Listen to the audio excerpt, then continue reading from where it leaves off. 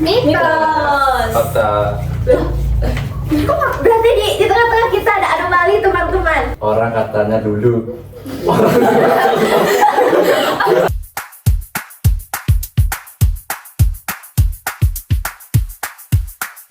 Halo semuanya, selamat datang di podcast The Truth Table. Katanya versus faktanya nih teman-teman.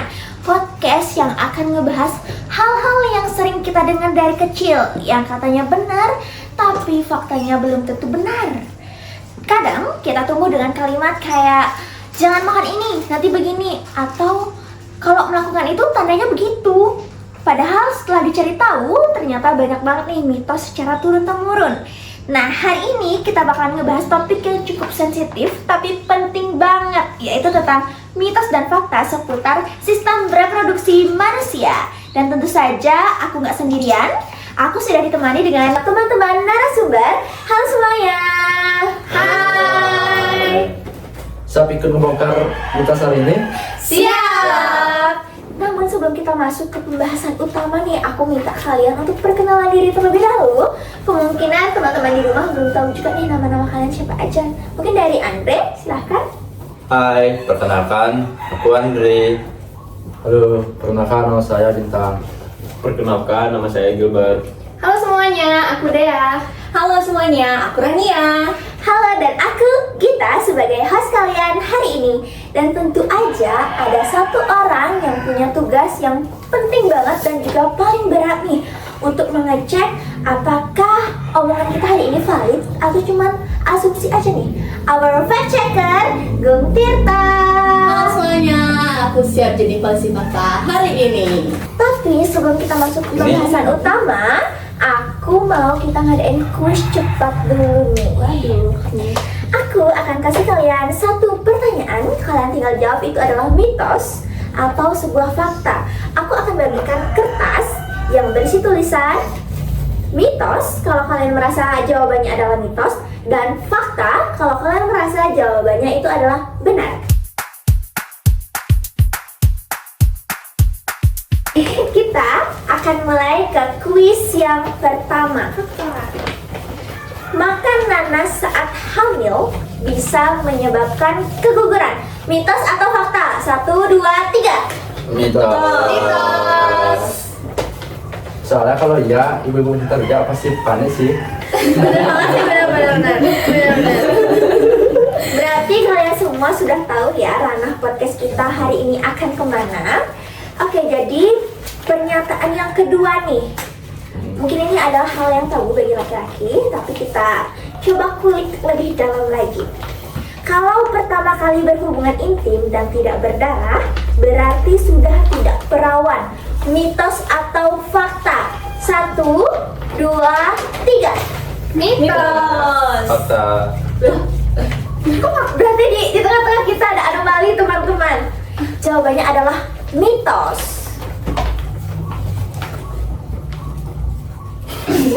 Oh, dia pakai nih. Tadi nggak salah. Oh ya, ini yang paling sering bikin salah paham sih.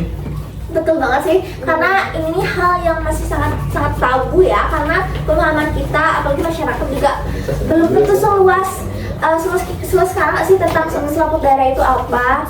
Oke, pernyataan yang ketiga, terlalu sering masturbasi bikin badan kurus dan gampang lupa. Mitos atau fakta? Mitos. Mitos. Jadi mitos tongkrongan banget. Wah, gitu ya Gilbert. Ini Yes. sangat-sangat berkembangkah di kalangan tongkrongan kamu? Yes, of course. Kan sebenarnya selalu biasanya bilang kata teman gua. Oh, gitu. Dari 3 pernyataan tadi nih, kelihatan banget ya kalau masih banyak banget nih mitos-mitos yang beredar di kalangan masyarakat kita. Sekarang, marilah kita coba kulik gak sih, bedah satu persatu mana yang beneran mitos dan mana yang benar-benar ini menjadi fakta yang sebenarnya nih.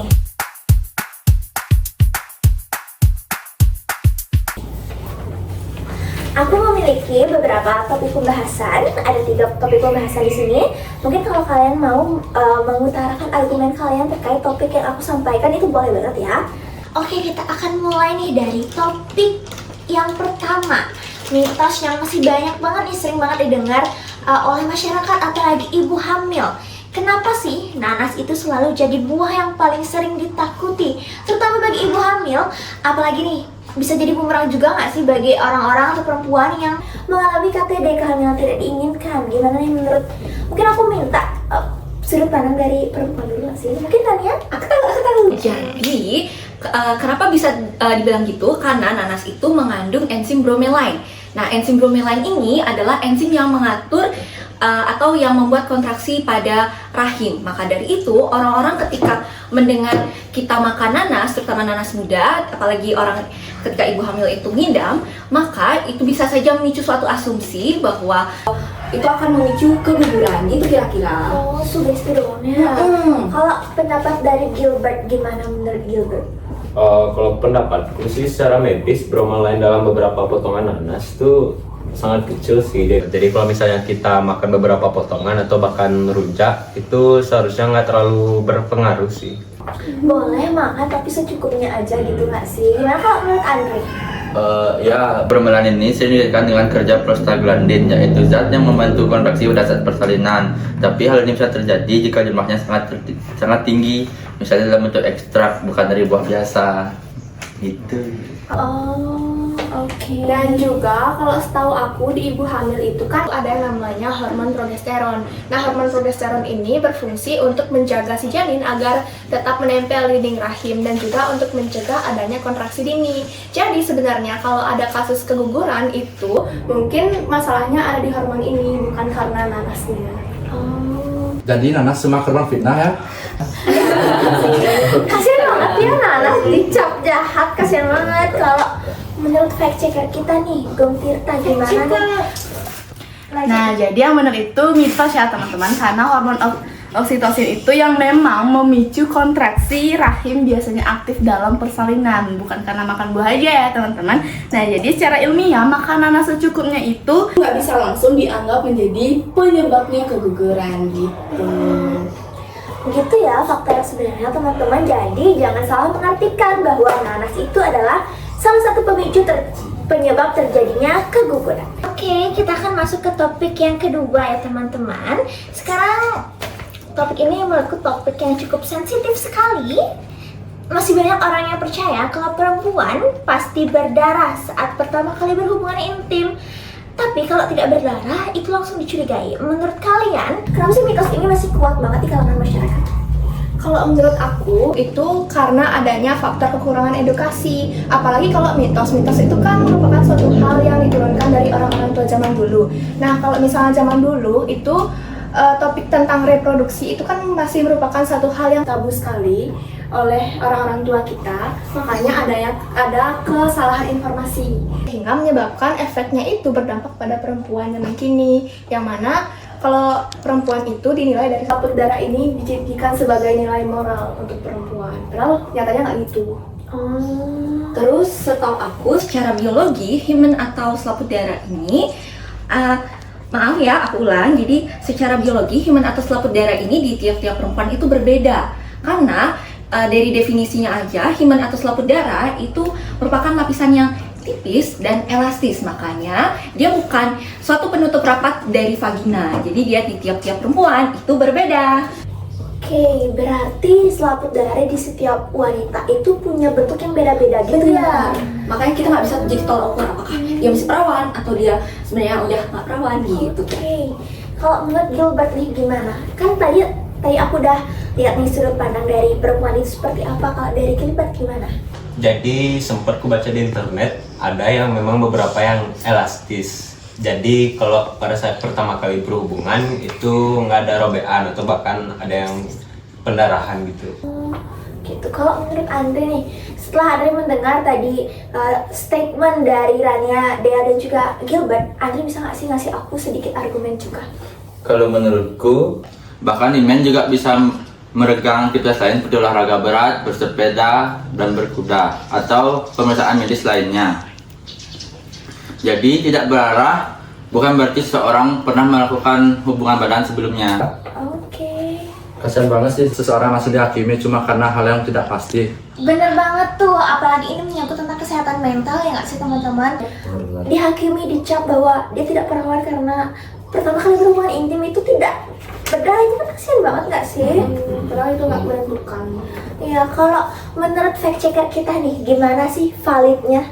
Nah, secara hormonal, estrogen itu berperan menjaga elastisitas dan kesehatan jaringan reproduksi, termasuk area sekitar himen dan dinding vagina. Nah, kalau jaringan tersebut elastis, kemungkinan nggak terjadi itu yang namanya pendarahan itu sangat normal. Nah, sedangkan progesteron membantu menjaga keseimbangan sistem reproduksi. Begitu, teman-teman. Jadi jelas ya teman-teman bahwa pendarahan saat pertama kali berhubungan seksual itu bukan menjadi tolak ukur sebuah keperawanan dalam seorang wanita. Berarti bisa aja itu terjadi karena beberapa aktivitas fisik seperti yang sudah dijelaskan Andre tadi, bersepeda, kecelakaan, berkuda, bahkan pemeriksaan medis pun bisa menyebabkan adanya robekan dalam suatu darah kita. Oke, kita akan masuk ke topik yang terakhir nih. Topik yang mungkin sangat-sangat relevan ya di kalangan laki-laki, terutama karena laki-laki yang akan mengalaminya. Katanya kalau terlalu sering masturbasi bisa bikin badan kurus, lemas, bahkan gampang lupa. Gilbert, ini mitos tongkrongan banget gak sih? Banget. Biasanya sih bukan dari dokter, tapi dari kata teman gue. Dan anehnya itu semuanya pada langsung percaya. Ya, seolah-olah habis itu langsung kehilangan masa depan. Oke, kita sugesti gitu ya teman-teman. Tersugesti langsung cepat percaya. Jadi jangan mudah terkena pengaruh dari teman-teman ya. Belum tentu itu benar teman-teman. Kalau menurut Anda gimana sih fakta yang sebenarnya itu? Saat seseorang mencapai klimaks, tubuh akan melepaskan hormon dopamin. Dopamin ini berfungsi memberi rasa puas, nyaman, dan relaksasi. Jadi itu respon biologis yang normal, bukan dari tubuh yang kehilangan energi besar-besaran. Oh, jadi itu adalah statement dari sisi laki-laki nih teman-teman. Kalau aku tanya dari sisi perempuan, gimana nih menurut pandangan kalian? Mungkin aku minta Dea dulu yang menyampaikan. Nah, Silakan. tadi benar tuh kata Andre. Nah, tapi selain melepas dopamin, tubuh juga melepaskan yang namanya endorfin. Yang mana endorfin ini bertugas untuk mereda stres ataupun juga pereda nyeri secara alami. Nah, jadi dapat disimpulkan kalau aktivitas ini secara fisiologis itu sebenarnya nggak berpengaruh pada tubuh ataupun otak. Nah, aku juga sempat dengar kalau misal ejakulasi itu kita akan kehilangan yang namanya hormon testosteron. Hormon testosteron itu berfungsi untuk pembentukan massa otot. Padahal kadar testosteron itu cuma hilang sebentar dan nantinya akan kembali lagi seperti semula. Gitu kira-kira. Jadi kalau badan kurus itu kemungkinan besar karena kurang tidur, kurang makan, dan tugas sekolah. Bukan karena hal kayak itu. Benar-benar. Sama soal lupa juga sama. Biasanya bikin susah fokus itu bisa jadi gara-gara kurang tidur. Berarti yang mempengaruhi itu bukan tentang masturbasinya ya teman-teman, tapi tentang pola hidup kita. Faktor fisik juga sangat-sangat mempengaruhi, terutama untuk soal memori ya. Memori itu sangat-sangat berperan dalam kehidupan kita ya terutama. Tapi di sini yang berperan itu bukan masturbasinya ya, bukan yang masturbasi mempengaruhi, tapi bagaimana kita mengatur pola hidup kita. Oke, menurut fact checker bagaimana nih fakta yang sebenarnya terkait dengan mitos bahwa masturbasi ini bisa menyebabkan bahwa manusia itu bisa kehilangan beban tubuh atau berat badan ataupun cepat lupa nih, gimana? Oke, secara medis itu emang nggak ada ya bukti bahwa masturbasi itu menyebabkan penurunan fungsi memori atau membuat tubuh jadi kurus permanen. Nah, jadi yang perlu diperbaiki biasanya itu adalah pola hidupnya. Oke, terima kasih. Kita sudah habis nih topik pembahasan kita hari ini. Tapi sebelum kita akhiri, aku punya challenge nih untuk teman-teman narasumber. Challenge lagi? Yes, tentu saja. Aku akan memberikan beberapa studi kasus.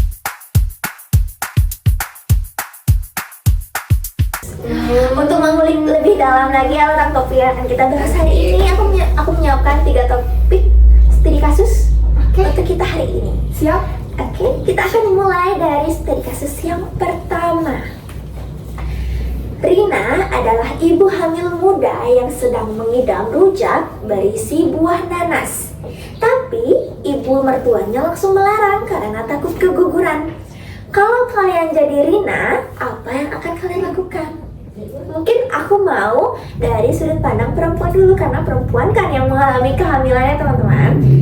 Siapa yang mau duluan? Wajib boleh. Oke, silahkan. Jadi kalau menurut aku sih bakal nyari dulu ya pastinya di internet ataupun dimanapun itu, ataupun tanya ke dokter juga bisa kan, bagaimana sih fakta medis yang sebenarnya. Karena tentunya larangan itu ada karena mereka sayang kan sama kita, tapi sebelumnya harus dipastikan informasinya benar atau enggak dulu gitu. Edukasi itu sangat penting ya teman-teman. Jadi kalian harus research dulu sebelum kalian menikah ataupun sebelum kalian mengalami sebuah kehamilan, itu research dulu apa nih yang menjadi mitos ataupun yang menjadi fakta. Kalau dari Andre, dari sisi Andre gimana sih menurut Andre? Kalau dari aku, cara menyampaikannya juga penting. Jangan langsung bilang itu mitos, nanti malah jadi debat keluarga. Andre ini gak mau ribet banget ya orangnya. Slow. Oke, kalau dari Gilbert gimana?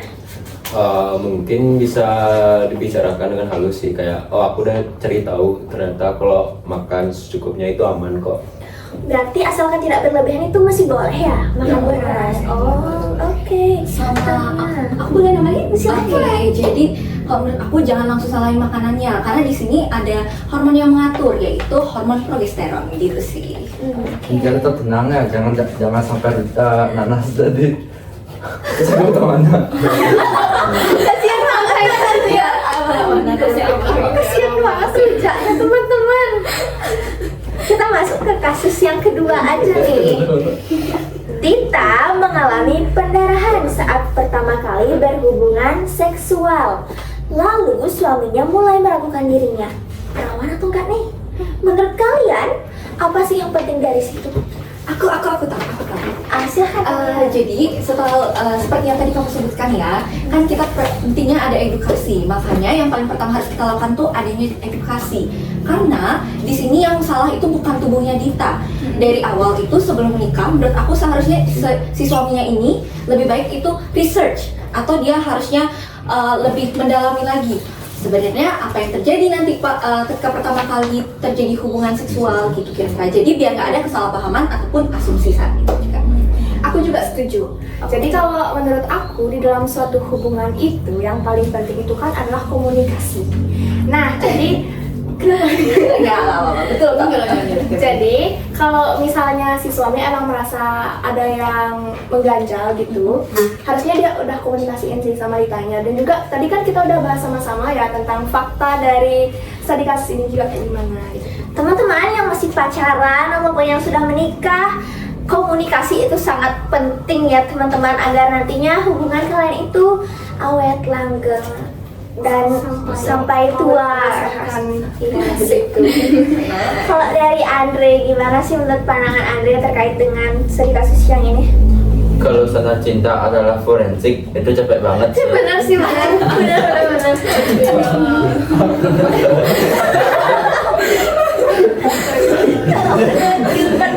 Gimana, Mbak? Dan juga secara anatomi sih memang nggak semua perempuan bisa pendarahan. Jadi itu menurut aku nggak adil banget sih kalau kita menghakimi seseorang berbasis Iya, itu. Setuju banget. Kadang yang perlu diperiksa itu bukan tubuhnya tapi pemikirannya. Kuat dari bintang hari ini ya teman-teman. Keren. Oke, gimana nih kalau kita langsung masuk aja nih ke studi kasus yang ketiga. Gas. Ini untuk cowok-cowok ya yang mengalami, terutama aku harap kalian juga berkontribusi untuk memberikan statement nih hari ini. Andi merasa dirinya kurus dan juga susah fokus, lalu menyalahkan masturbasi. Padahal dia juga sering begadang belajar. Apa yang sebenarnya terjadi? Kalau aku minta dari sisi laki-laki dulu, boleh? Silakan, siapa yang mau duluan menyampaikan? Aku Oke, Gilbert, silakan.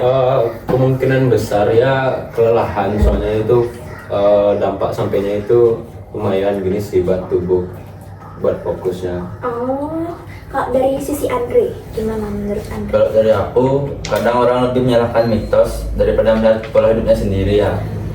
Pola hidup itu sangat berpengaruh ya, sepertinya di kehidupan kita ini teman-teman.